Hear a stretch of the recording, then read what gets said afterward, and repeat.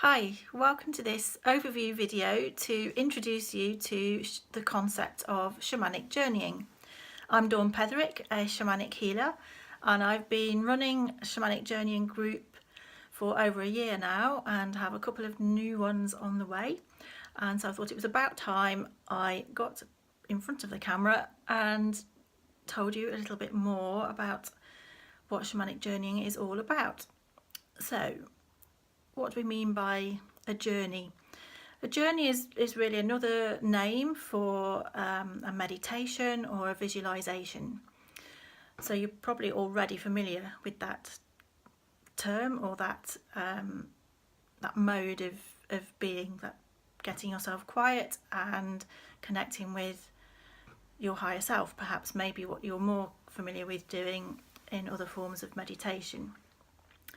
So in a shamanic journey, what we're doing is using the rhythm and the sound of the drum and also of the rattle to move you into a very deeply relaxed, meditative or trance-like state. And from there you can then journey into what in shamanic terms is referred to as non-ordinary reality.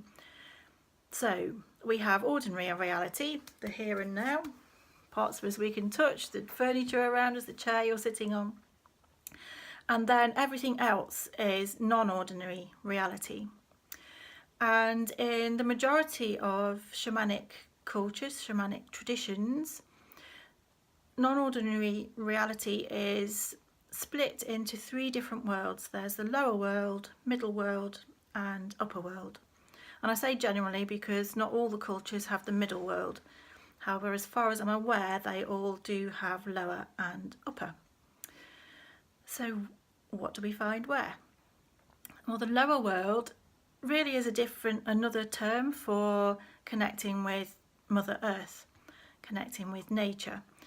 So in this world, in a lower world journey, you're travelling down into the earth, and that's typically where you will meet with your animal spirit guides.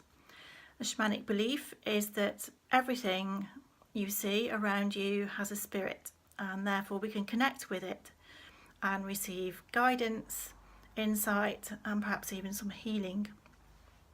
So in a journey, you may be journeying to the lower world to connect with your animal spirit guides, or guides, plural. Or you may be journeying to the upper world. And this is pretty much the direct opposite of lower world. So in the upper world, we're travelling up into the etheric realms. So perhaps if you have done a lot of meditation already, you may have done angelic meditations. And so this is the world that you're already familiar with connecting with in those meditations.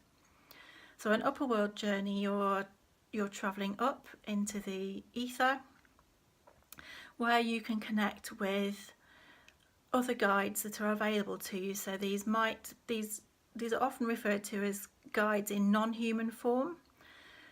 However, you can also connect with your ancestors in the upper world, and obviously they will have human form, but the term non-human form arrives because you may be connecting with something that just looks like a ball of light, or with a puff of smoke, or you may be connecting with your angelic guides, or, as I say, any ancestors that wish to come forward to work with you.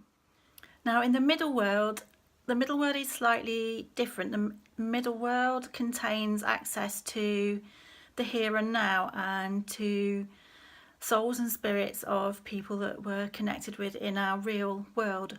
So it does tend to be a little bit more tricky to navigate. In my experience, you need more experience of journeying to the lower and upper worlds first. So in my journey groups, we only do lower and upper world journeys, and I save journeying to the middle world for more advanced training days that I run. So a journey is all about connecting with whatever guides are available to you to bring through to you guidance, insight, and perhaps even to send you some healing.